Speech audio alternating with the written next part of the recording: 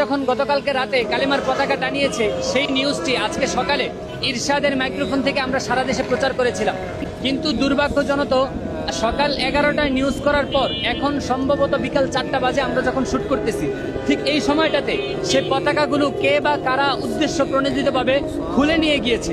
তারা এখান থেকে এই পতাকাগুলো খুলে নিয়ে গিয়ে তারা এটা হয়তো বুঝাতে চেয়েছে কিংবা তারা এই মেসেজ আমাদেরকে দিতে চেয়েছে এই দেশে সব ধরনের পতাকা থাকতে পারবে, কিন্তু কালেমার পতাকা লা ইলাহা ইল্লাল্লাহ মুহাম্মাদুর রাসূলুল্লাহর পতাকা থাকা সম্ভব না। 56,000 বর্গ মাইলে মুসলমানদের দেশে মুসলমানদের কালেমার পতাকা উড়ানো কি আদৌ দোষ ছিল?